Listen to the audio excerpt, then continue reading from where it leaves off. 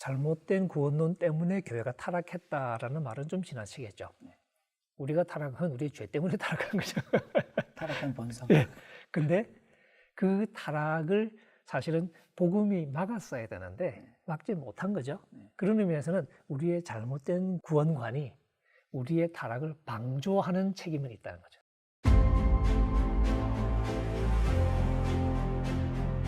복음에 대한 이해가 확실해야 돼요. 바르고 확실해야 돼요.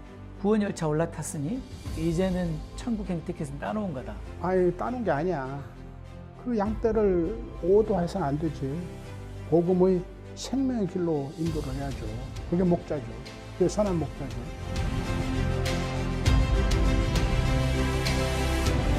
바울이 말한 그 복음의 능력, 구원의 능력으로서의 복음에 대한 이해가 선명해야 되겠죠.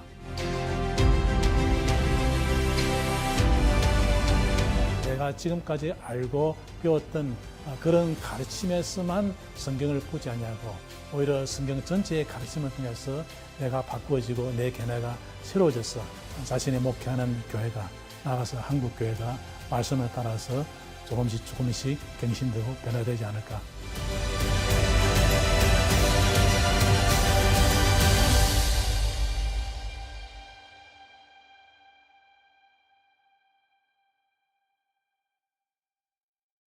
교수님께서 이런 표현도 쓰셨는데요.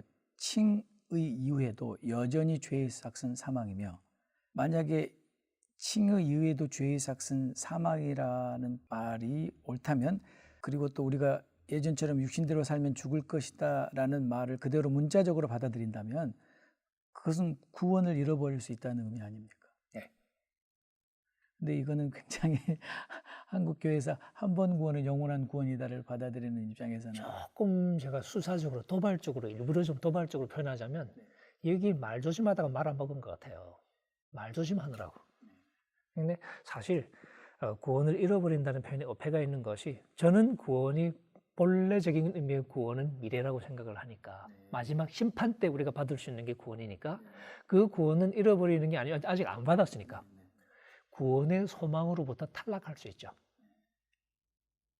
부르심을 받았지만 택하신 자가 아닌 것으로 드러날 수도 있겠죠. 예수님이 그 잔치 비유에서 말씀하신 것처럼. 근데 초청받은 사람이 떨어지는 경우는 비일비재하죠. 초대교회 때부터 배교는 실제 현실이었고, 그래서 갈라디아서가 쓰여졌고 히브리서 같은 게 필요했고, 안 그러면 그걸 쓸 필요가 없죠. 그러니까 배교라는 현실이 생생한 경험인 상황에서 쓰여진 글을 우리가 읽고 있는 거예요. 그런 의미에서 신자가 구원에서 떨어지냐 안 떨어지냐는 질문은 추상적인 질문이거나 의미 없는 질문의 공산이 커요. 실제로 믿는 사람들이, 우리 교인이 시험 들 수 있냐? 시험 들죠, 당연히. 그런 질문이 중요하냐? 아니면 진짜 구원받은 사람이 구원에 떨어질 수 있냐 하는 추상적인 질문이 중요하냐라고 물었을 때, 실제 목회 현장에서 그런 면에서 사실 민감한 주제이긴 하지만 적어도 신약 성경의 그 표현을 봤을 때 하나님이 1만 달란트를 용서해 주셨어요. 해주신 척 하신 걸까요? 진짜 용서해 주셨을까요? 진짜 용서해 주셨다고 봅니다. 근데 그 사람이 100데나리온 빚진 자를 용서를 안 했어요. 그럼 어떻게 됐죠? 취소. 예. 그걸 어떻게 설명해야 되냐. 잔치에 초대를 받았어요. 그럼 잔치를 먹고 있어요. 그거 진짜 아니야. 그거는 아직까지 몰라. 그런 건가요?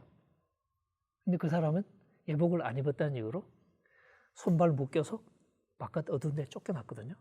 그게 뭘 말하는 거냐. 바울도 로마서를 쓰면서 예를 들면 11장 같은 데 올리브가지 얘기하잖아요. 이스라엘이 많은 그 사람들이 안 믿었잖아요.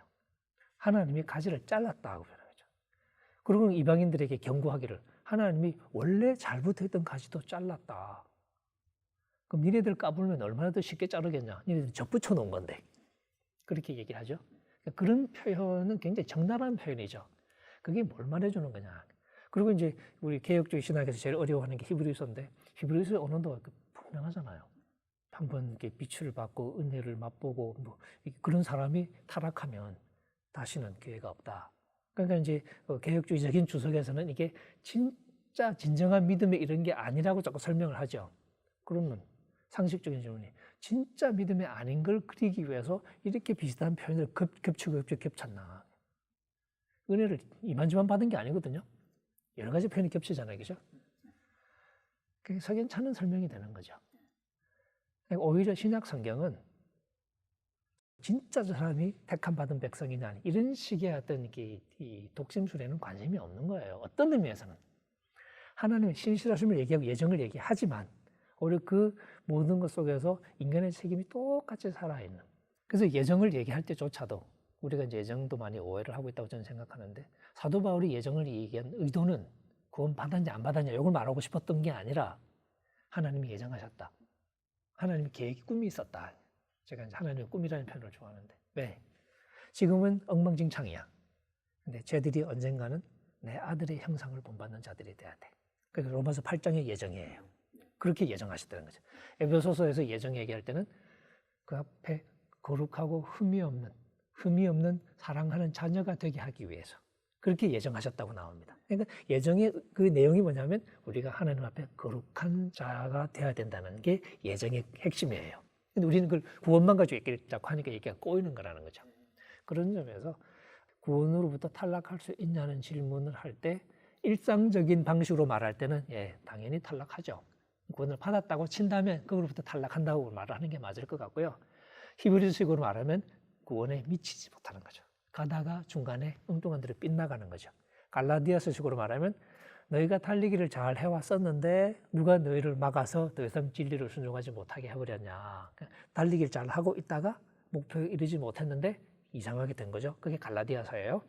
빌립보서식으로 말하면 표대를 향하여. 바울이 대놓고 얘기하잖아요. 내가 아직 그러니까 온전히 이룬 것도 아니래잖아요. 그럼 뭐 하냐? 아직 앞에 있대, 목표가. 그거 목표에 이르려고 몸을 앞으로 쭉 내밀고 그렇게 번역할 수 있습니다. 바울 표현은. 그리고 열심히 달려간다. 그게 무슨 얘기냐는 거죠. 바울처럼 이미 이룬 게 아니라 앞에 있는 것을 향해서 달려가는 그림을 그리는 게 가장 정확한 그림이고 그리고 그럼 어떻게 되나요? 잘 달려야죠. 잘못 달리면 끝장나는 거지. 그게 히브리서가 그렇게 심판을 경고하는 그 이유이기도 하고 마태복음도 다 그런 얘기고 그렇게 보면 사실은 너무 투박해 보이긴 하지만 굉장히 간단해요. 근데 그 간단한 그림을 좀 싫어하는 것 같아요. 네. 그런 의미에서 교수님 구원은 달리기다. 이렇게 보는 게 정확한 구원의 목표를 향한 예. 현재의 삶이 달리기죠. 네네. 지금 우리의 삶은 네. 구원의 소망을 향한 달리기다. 교수님 저희가 이제 어렸을 때 쭉 자라면서 늘 우리가 불렀던 그 복음송에 나는 구원 열차 탔다. 구원 열차 올라탔으니 이제는 천국 행티켓은 따놓은 거다. 아유, 따는 게 아니야. 그 열차에서 하나님 가는데 네. 거기서 별 장난하다가 열차에서 뛰쳐나오기도 하고 별 일이 다 있지. 예. 그렇다면 구원을 달리기에 비유하는 게 가장 성경적이라고 볼 수 있어요. 고린도전서 9장 20한 6절 7절 보세요. 네. 내가 구원의 복음을 남에게 선포하고 나는 탈락할까 봐. 그렇게까지 표현해요, 바울이. 네, 네. 그것이 올바른 성경적인 사고라고. 그게 구원을 두렵고 떨림으로 내 구원을 완성하라. 빌보서 2장 13절 말씀의 뜻이에요. 거기서 구원이라는 공동체적 안녕을 말하는 건데 그것은 우리 개인의 구원에도 적용되는 말이야. 다 이뤘담이 아니라 바울이 뭐라고 그래요? 내가 다 이뤘다며 3장에. 구원의 이 현재 내가 경주해야 할 곳을 가서 종말에 주께서 당시 로마의 경기장의 시상들을 그림으로 사용하는 거야. 황제가 다소 출신 바울 올라와. 너 이 경주를 온전히 1등으로 맞춰서 상 받으라. 바울처럼 달려간다고 말을 해야 되기도 하고 혹은 바울이 즐겨 쓰는 표현이 걸어간다, 행한다는 표현이죠. 헬라어로 페리파테오, 행한다. 그게 원래 이제 뭐 헬라어도 그렇고 이렇게 히브리어도 그렇고 이 삶을 살아가는 인생길을 걸어가는 걸 이제 그 비유할 때 많이 쓰지 않습니까? 걸어가는 거죠. 목표가 있는 길을 걸어가는 거죠. 그래서 사도행전에 보면 복음 자체가 호도스, the way, 도, 길이라고 번역이 된. 그러니까 복음 자체가 걸어가는 길인 거죠. 그래서 복음서에서 예수님이 제자를 삼으실 때 제자들이 하는 게 뭐냐면 아멘 하는 게 아니고 따라가는 거예요. 그러니까 나를 따라와라. 내 말 듣고 아멘 하라가 아니라 나를 따르라는 거였거든요. 그러니까 그런 의미에서 지금 우리의 삶이 바로 광야 여정과 같이 가나안이라는 구원의 목표를 향해서 우리가 순종함으로 걸어가는 길. 근데 이제 아직 구원 안 받은 거야 그러면 이렇게 물으면 좀 이렇게 황당하게 느껴질 수도 있겠죠. 하지만 우리가 너무 오랫동안 이미 받은 것처럼 너무 당연히 생각해버렸기 때문에 그런데 사실 구원의 소망이라는 말을 염두에 두면서 성경을 다시 찬찬히 읽어보면 처음부터 끝까지 소망 얘기네 하는 것을 쉽게 사실은 알 수 있습니다. 그러면 교수님, 정말 의롭다함을 받은 사람이 의의 열매 또는 거룩한 삶이 없다면 그는 구원이 없다라고 말할 수 있습니까? 그럴 수 있다고 경고해요, 바울이. 그게 바로 서 있다고 생각하면 넘어질까 조심하라. 한편 이 성경이 바울을 이중으로 가르쳐. 한편은 그렇게 경고해요. 우리가 다 하나님의 재판석 앞에서 우리가 몸으로서 한 행위대로 심판받는 것을 경고해. 유명한 로마서 14장 10절, 고린도후서 5장 10절 거의 같은 문구로, 그 다음에 로마서 2장 5절부터 10절까지 행위대로 심판, 탈락할 수 있다. 고린도인들이 그럴까 봐 바울이 걱정해서 너희들 탈락한다고 경고한다고. 누구를 예로 들어서? 옛 이스라엘. 그들도 홍해를 건너는 출애굽에 우리의 세례에 해당하는 구원을 받았다. 그들도 영의 양식, 우리 성찬식에 해당하는 성령의 양식 먹었다. 광야에서 만나와 머리바에 물 마셨어요. 그건 어쩌다고요? 도중에 구원의 완성인 가나안에 들어가기 전에 도중에 어쩌어? 우상 숭배하고 음행하고 해서 다 죽었다. 이게 경고이다. 경고도 해요. 그러면서 당시에 바울이 뭐래요?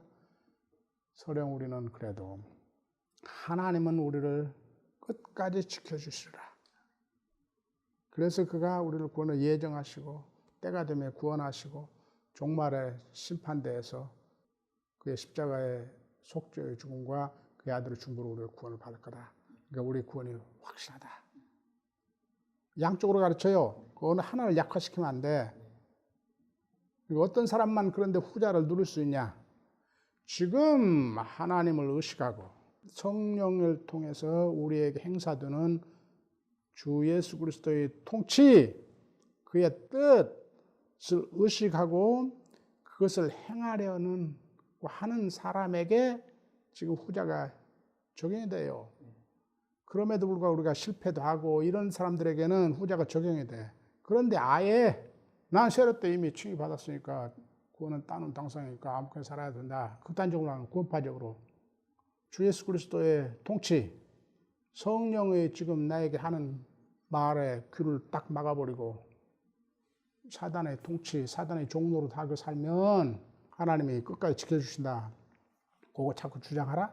성경에 엄연히 그런 사람은 멸망한다고도 써 있는데, 그러니까 지금의 믿음의 현재 속에서 자신이 최선을 다함에도 가끔 실패하고 실수하고 죄를 짓고 한 의식하고 다시 그걸 뉘우치고 이제 정말 주 예수 그리스도의 통치를 받는 올바른 삶 살아야지 하는 사람에게 하나님께서 신실하게 끝까지 용서하시고 지켜주시고 죄의 심판에 주 예수 그리스도의 중보로 우리 구원이 완성이 된다. 그 말에 위로가 되는 거지.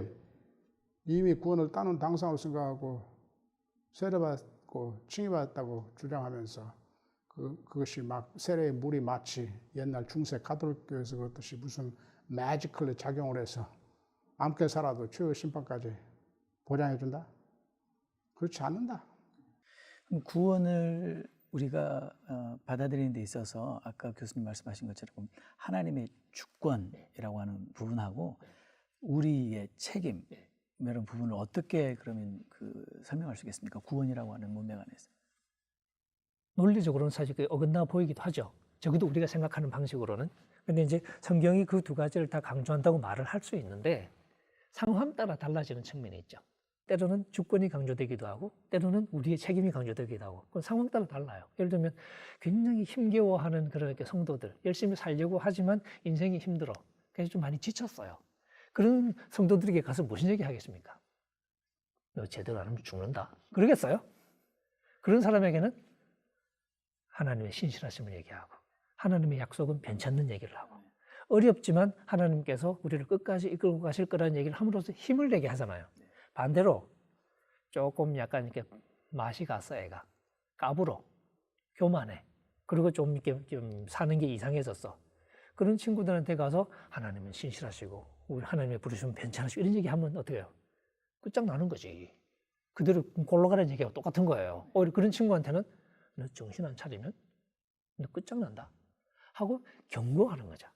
그러니까 신약 성경도 그 상황에 맞는 얘기들. 로마서 이렇게 뒷부분 가면 사실 사도 바울이 지금 나는 이렇게 마치 도살자 앞에 선 양처럼 죽을 목숨처럼 그렇게 살아가는 것처럼 얘기하잖아요. 그죠? 8장 끝부분에 보면. 하지만 그런 상황에서도 하나님을 바라보면서 신뢰해주는 하나님의 사랑이 변치 않을 거라는 걸 아니까 그런 문맥에서는 하나님의 사랑이 전부인 것처럼 얘기를 하죠. 당연히. 근데 바로 그 앞에 보면 성도들 향해서 또 제대로 안 하면 끝장난다고 경고를 계속 하죠. 바울도 한편으로는 그런 깊은 확신을 가지고 있었지만 고린도전서 9장에 보는 것처럼 나 역시 이 버림을 받을 수 있다는 가능성 자체는 자기도 부정을 못하는 거예요. 왜냐하면 하나님이 구원자이신 한 내가 내 구원을 결정하는 건 아니거든요. 그런 겸손함 속에는 자연히 하나님이 구원의 주권자인 한에는 구원이 내 마음대로가 아니다. 나 역시 하나님의 그 뜻에 어긋날 때 구원에서 탈락할 수 있다는 가능성을 인정을 해야죠. 하지만 우리가 겪은 하나님은 적어도 십자가를 통해서 우리에게 찾아오신 하나님. 그 십자가는 바울이 감동하는 것처럼 죄인인 우리를 위해서까지 아들을 내어주시는 하나님의 사랑. 그 사랑을 우리가 신뢰하는 것이고 그래서 우리가 미래를 보면서 여러 가지 우여곡절이 많겠지만 쉽지는 않겠지만 하나님의 그 사랑을 신뢰하면서 우리가 가는 거죠.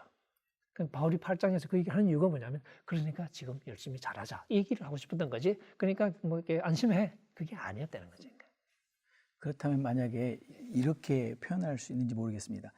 하나님의 그 주권의 영역에서 하나님의 사랑은 신실하시고 변함이 없으시지만 그러나 우리의 책임에서 우리는 그 하나님의 사랑에 반응함으로 순종의 삶을 살아야 한다. 그럼요. 물론 이제 그 역설적인 표현이 가끔 등장하죠. 예를 들면 두렵고 떨림으로 너희 구원을 이루어 가라라고 얘기하고, 근데 하나님께서 우리 마음속에 소원을 두고 그렇게 해나가신다. 이런 식의 표현이 될 수도 있죠. 그러니까 하나님이 하시는 것이기도 하고 우리가 하는 것이기도 하지만 그 두 개가 서로 충돌하는 상황은 벌어지지 않아요. 논리적으로. 그러니까 보는 관점의 문제인 거죠. 교수님 말씀을 다 듣고 나니까 제 안에 너무 안타까운 마음은 칭의와 구원론에 대해서 말씀하신 것처럼 왜곡된 구원론, 또는 전통적인 부분적인 이해의 구원론, 또는 구원파적인 값싼 구원론 이런 이해만 하고 있고 다른 얘기하면은 또 행위 구원론자라고 하기 때문에 너무 안타까운데 이 부분에 대해서 정말 이 교수님께서 우리 목회자들에게 해주고 싶은 말씀 또 실제 교수님께서 이 일을 위해서 하고 계신 그런 부분들을 말씀해 주시면 감사하겠습니다. 그러니까 목회자들이 그 복음에 대한 바르고 깊고 넓은 이해가 있어야 되고 이 복음을 해석해서 이 삶에 적용할 수 있는 신학적 사고 능력을 길러야 돼요. 근데 이러기 위해는 신학교 3년 MDB 과정이 너무 짧아요. 난 한국에서도 한 12년 가르쳤고 미국에서도 내가 MDB 과정을 미국 아이들, 미국 학생들 MDB 과정을 한 20년 가르쳤는데 지금 한국 신학교육이 많이 나아진 거예요. 그러나 지금도 솔직히 말해서 내가 한국에서 신학교에서 가르친 분량과 이 플로에서 여기서 레귤러 MDB 과정에서 가르친 분량을 비교하면 한국에서 교육은 미국의 과정의 반밖에 안 돼. 거기에다가 한국에서 교육의 제약이 또 많아. 나 시간도 없으니까 다 설명할 수가 없는데 책들도 부족하고 학문적 토론도 굉장히 한국엔 제약되어 있고 굉장히 부족해요.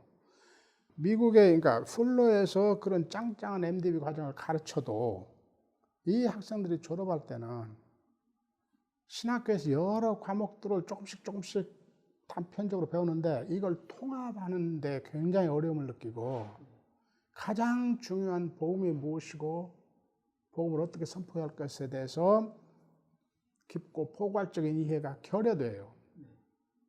그 스스로들 다 그렇게 고백을 해. 그런데 하물며 이 미국의 신학교들에서 가르치는 양의 겨우 반 정도밖에 안 되는 한국의 신학 체계를 따른 분들은 얼마나 이 교육이 빈약할까.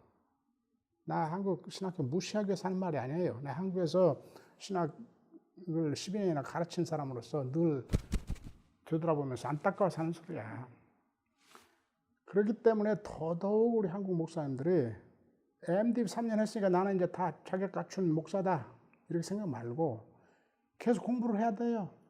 그래서 우리 지금 가령 풀러 신학대학원의 목회학 박사과정에서는 모든 목회의 근본은 무슨 형태의 목회를 하든 결국 근본은 복음이 무엇인가를 확실히 알고 그 복음을 포괄적으로 해석하는 능력, 그 삶에 적용할 수 있는 능력을 기르는 신학적 사고 능력을 기르는 거다. 그런 생각해서 이 목회학 박사과정에서 우리 한인 목회학 박사과정에서 복음에 대한 강의를 아주 시간을 들여서 해요. 그래서 하여간 우리 목회학 박사과정 오셔서 공부하는 것도 좋고 아니면 책을 많이 읽으셔서 공부하는 것도 좋고 목사님들이 교단별로 또는 뭐 친구들끼리 모여서 함께 학습하고 토론하면 책 읽고 토론하고 이렇게 했었는지 하여간 뭐 여러 방법들이 있겠는데 그런 방법 통해서 목사님들이 열심히 공부해서 복음을 바르고 깊고 넓게 선포해야 부분적 복음을 선포함으로 복음 전체가 왜곡되는 일이 없고 이 우리 영성이 왜곡되는 일이 없고 그래서 오늘 한국의 교회의 현실 같은 것을 극복할 수 있고 교회 갱신이 일어나고 교회 갱신이 일어나면요 그 무슨 기법 몇 개 가지고 게 아니에요. 신학이 바로 써야 돼. 복음에 대한 이해가 확실해야 돼요. 바르고 확실해야 돼. 그 기본이 없으면은 뭐 무슨 목사들 모여서 우리 바르게 삽시다. 서로 다짐하고 갱신하고 그런 것도 다 도움이 되죠. 그러나 그것의 기본이 먼저 이루어져야지. 목사님들 공부를 많이 해야 돼요, 한마디로. 그게 하나님에 대한 소명의 의무를 다하는 거고 자신의 양떼들에 대한 목자로서의 의무를 다하는 거예요. 그 양떼를 오도해서는 안 되지. 복음의 생명의 길로 인도를 해야죠. 그게 목자죠. 그게 선한 목자지. 그러니까 책임감을 가지고 목회를 두렵고 떨림으로 해야지. 이 한국 교회의 칭의와 이제 구원론의 문제를 해결하기 위해서는 성경 전체에, 로마서도 로마서 전체에, 그리고 갈라디아서 갈라디아 전체뿐만 아니라 데살로니가전서와 빌립보서와 혹은 고린도 전후서 전체의 가르침을 충분하게 생각하면서 왜 이 성경에서 이 교회에서 이 부분을 이야기하고 있는지를 충분하게 생각해야 된다고 생각합니다. 뿐만 아니라 한국 교회가 이 구원론을 이해할 때에 바울의 어떤 특정한 서신뿐만 아니라 야고보서의 가르침도 주목해야 되고 특별히 복음서 마태복음서의 가르침도 주목해야 됩니다. 분명하게 마태복음서에서 예수님은 산상설교에서 너희 의가 바리새인과 서기관보다 낫지 않냐면 결단코 하나님의 나라에 천국에 들어갈 수 없다고 분명히 이야기하고 있고 주여 주여 하는 자마다 다 천국에 들어갈 것이 아니요 오직 하나님의 뜻대로 행하는 자라야 들어가야 된다. 나무는 열매를 통해서 보아야 된다. 그런 교훈뿐만 아니라 소위 열처녀 비유라든지 달란트 비유라든지 양과 염소의 비유에 있어서 순종, 제하도, 행위가 없는 자들은 분명하게 천국에 들어가지 못했거든요. 그런 가르침과 같이 생각해야지 마치 바울의 특정한 어떤 부분에 오직 믿음으로 오직 은혜로 어렵게 되고 공부한다는 그 부분만을 너무 절대화시켜서 다른 성경을 보지 못하고 복음서의 예수님의 교훈을 보지 못하고 그래서 편협된 이 구원론을 가지고 있는 이 문제가 해결되고 성경 전체의 가르침을 폭넓게 보고 폭넓게 가르치고 또 설교될 때에 한국 교회의 잘못된 이 칭의 구원론 문제가 조금씩 개선되지 않을까 저는 그렇게 보고 있습니다. 그는 이제 교수님께서 신학자 입장으로 이렇게 말씀하시는 거고 이제 저는 목회자 입장으로서 목회자들이 또 해야 될 몫이 있지 않습니까? 왜냐하면 신학교를 다 졸업했으니까. 그리고 목회 현장에서 사실 열심히 연구하고 하시는 분들도 계시지만 또 그렇지 못하는 분들도 많이 계시는데 목회자들의 입장에서 그러면 어떤 그 해결책을 제시하실 수 있어요? 일단은 바울이 말한 그 복음의 능력, 소위 그 구원의 능력으로서의 복음에 대한 이해가 선명해야 되겠죠. 그러니까 복음에 대한 자신감이죠. 그러니까 신학적인 이해 이런 문제를 떠나서 실제로 이 복음이 믿는 자를 구원에 이르게 하시는, 우리를 새롭게 하시는. 그래서 하나님을 얘기할 때 우리도 바울처럼 예수 그리스도를 죽은 자 가운데서 살리신 하나님. 혹은 아브라함 얘기죠. 아브라함의 죽은 몸, 사라의 죽은 태를 살려내서 아들을 주셨던 바로 그 생명의 하나님. 혹은 그 마른 골짜기에 엄청난 뼈들에게 생명을 주어서 살아나게 만드시는 바로 그 하나님의 스토리가 우리 복음의 스토리라는 것을 사실은 분명히 일단 확신하는 게 필요하겠죠. 그래서 저는 확신의 문제가 근본적으로 있다고 생각해요. 그러니까 그 자신감이 없어요, 많은 분들이. 근데 그 확신이 있을 때 그 확신을 가지고 선포하겠죠. 근데 그렇게 하다 보면 결국은 우리의 문제에 대해서도 뒷걸음질 치면서, 혹은 제가 책에 쓴 것처럼 하향 평준하는 방식으로 복음을 값싸게 전하는 게 아니라 우리의 책임을 분명히 선포하고 거기서부터 하나님의 어떤 초대의 길을 기울이게 만들고 그렇게 되지 않을까요? 그러니까 저는 그러면서 능력으로서의 복음 자체를 우리 목회자들이 좀 더 확실하게 이해하도록 좀 더 치열하게 말씀과 씨름하고, 혹은 말씀의 도전 앞에 좀 우리를 열고, 신학적으로 자꾸 나를 변호하려고 자꾸 막을 치지 말고 방패 들이밀지 말고, 그러니까 신학이라는 걸 좀 떼고 적나라한 메시지 앞에 우리를 좀 이렇게 오픈할 필요가 있지 않느냐. 바울은 그 빌립보서 2장 12절에서 너희는 두렵고 떨림으로 너희 구원을 이루라고 그렇게 강조하지만 바로 13장에서 이 일을 이루시는 것은 하나님의 뜻대로 하나님께서 하셨다는 것을 분명히 강조하고 있습니다. 뿐만 아니라 어제 그리스도께서 하신 십자가와 부활의 사건을 통해서 이루신 그 예수님 그리스도나, 혹은 오늘 성령을 통해서 우리 안에서 우리의 구원을, 우리의 의를 현재 시절을 통해서 이루어 가시는 그리스도나, 혹은 장차 재림에서 우리의 최종적인 의와 구원을 완성하실 그리스도, 그분은 히브리서 저자의 말처럼 그리스도는 어제나 오늘이나 내일 동일하신 분입니다. 그래서 어제 이루신 그분이 오늘 우리 안에서 이루시고 또 재림하실 때에 완성하실 것입니다. 그런 점에서 본다면 우리의 의와 구원은 아무리 인간의 순종과 행위를 강조한다 하더라도 그것은 그리스도와 인간의 합작품이 아니고 전적으로 오직 그리스도께서 하시는 일이고 삼위 하나님이 하시는 일입니다. 그런 점에서 우리의 구원은 오직 믿음으로 또 오직 은혜로라는 말이 잘못됐다고 볼 수 없습니다. 그런데 그 구원을 얻는 것도, 구원을 이루어가는 것도, 구원의 완성도 오직 은혜로, 오직 믿음으로 되는 것이다. 우리의 행함조차도, 우리의 순종함조차도 은혜로, 믿음으로 되는 것이다. 그렇게 분명히 한데, 그런데 이제 그러한 주장이 성령께서 우리 안에서 우리의 책임을 요구하는 윤리적인 문제, 순종을 배제하는 것은 아니라는 겁니다. 왜냐하면 성령께서 우리 안에서 이루어 가시고 이루어 가실 일을 위해서 너희는 성령을 쫓아라, 성령을 따라라 라고 말을 하고 있고, 성령을 쫓고 따라야 될 것은 역시 또 우리의 책임에 있기 때문입니다.